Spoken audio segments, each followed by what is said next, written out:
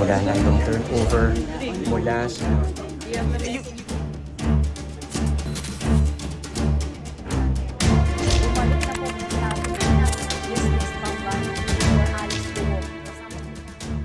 Mula sa Jakarta, Indonesia, dumating si dismissed Bamban Tarlac Mayor Alice Go sa Pilipinas kaninang pasado 1:00 ng madaling araw.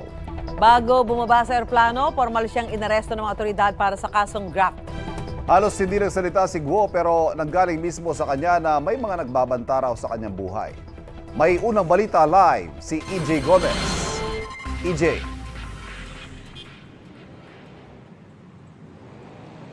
Igan, Susan, Ivan, nagbalik Pilipinas na nga ang dismissed mayor ng Banban na si Alice Go ngayong araw mula sa Jakarta, Indonesia. Sa unang pagkakataon, iniharap siya sa media matapos siyang maaresto ng tuluyan ng PNP at DILG. Matapos niyang magtago ng ilang linggo at hindi sumupot sa mga sa pandinig ng Senado.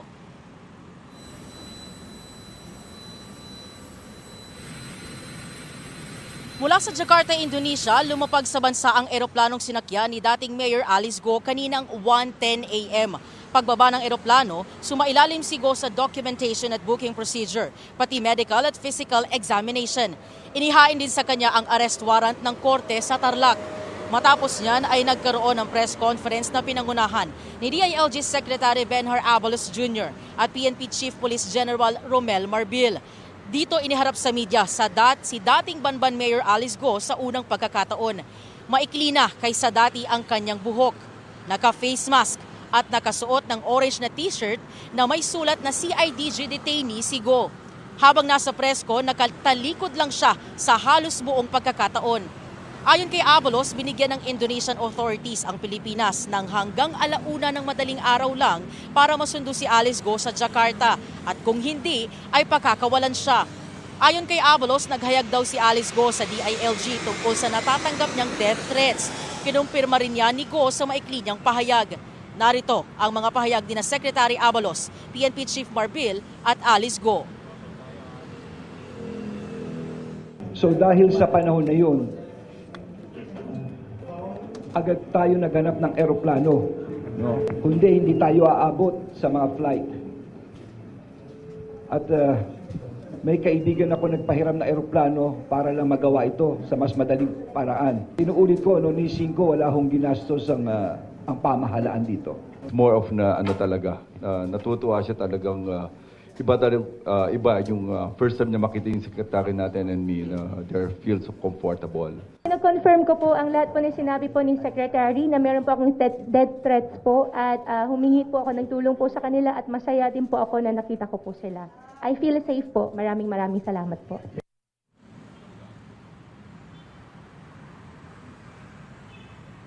Igan, Susan, Ivan, kasalukuyang nasa kustodiya ng PNP Criminal Investigation and Detection Group SIGO. Ayon kay PNP Chief Marbil, kung siya ay makakapag-bail, itong SIGO ay dun lang ililipat sa kustodiya ng Senado. At yan ang unang balita mula rito sa Pasay City. EJ Gomez para sa GMA Integrated News. EJ, anong mood ni Alice Go pagbaba sa eroplano? Ito ba'y parang singsaya niya o light nung nasa Indonesia siya? Igan, alam mo, kapansin-pansin yung aura o yung mood niya. Nung humarap siya sa amin, naka-face mask nga siya, naka-t-shirt. Hindi kita yung kanyang mukha dahil nakatakip ng face mask. Pero malaki yung pagkakaiba doon sa mood niya kagabi doon sa Indonesia na nagawa pa niyang mag-post ng peace sign, kumindat sa camera. Dito sa pahayag niya, kahit na maikli lang, hindi man kita yung kanyang ngiti, medyo maaliwalas pa rin yung kanyang mukha. Pero hindi na katulad nung siya ay nandun sa Indonesia na kita pa yung kanyang pag-smile-smile at pagsabi ng I'm good. Pero binanggit niya na siya daw ay feeling safe na dahil ngayon nga na nasa Pilipinas na siya at nasa kustodiya ngayon ng otoridad, partikular ng PNP. Igan? May oras na ba kung kailan siya ililipat ng Senado, EJ?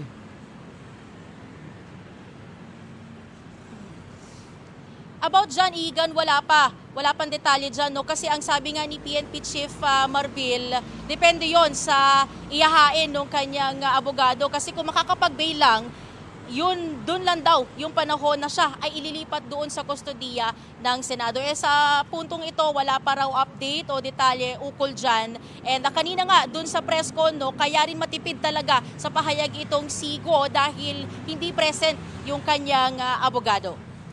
Igan? Maraming salamat, EJ Gomez.